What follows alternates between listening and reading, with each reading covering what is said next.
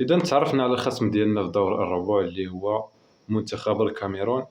منتخب الكاميرون دار واحد المقابلة بطولية ضد فريق صعيب اللي هو جنوب أفريقيا، وقدر أنه ينتصر بثلاثة عفوا انتصر ب2-1، وكان يقدر أنه يسجل أهداف أخرى، وحتى جنوب أفريقيا كان قدر أنها تسجل أهداف. النتيجة هي 2-1.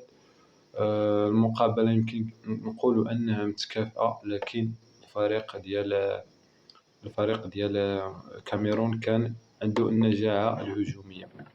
بالنسبة للمباراة اللي لعب المنتخب المغربي، لقى صعوبة باش يسجل الهدف، وديما كنقولوا بأن الفرق اللي كتركن للدفاع كنلقاو معها صعوبة، فما بالك أن فرقة تدخل وهي ثقة في راسها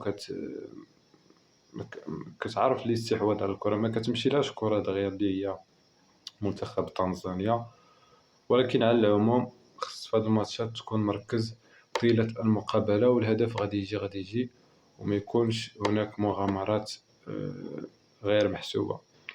على العموم مباراة ديال الكاميرون خصنا نوجدوا لها منتخب صعيب، منتخب قوي، وخصوصا من الناحية الدفاعية عندنا خلل في المنظومة الدفاعية ديال المنتخب المغربي.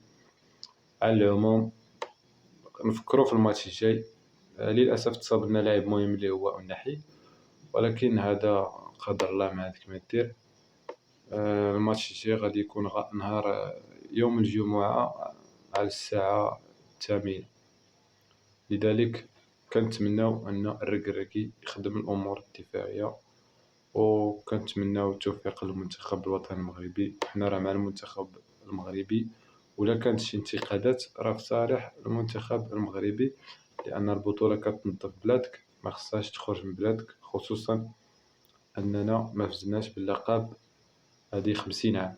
تخيل معايا 50 عام ما تفوز باللقب وتنظمها في بلادك، وكتشوف التنظيم العالمي وانت العاشر عالميا، وعندك أفضل اللاعبين، عندك جميع لي زانغريديون باش انك تفوز بهذه البطولة.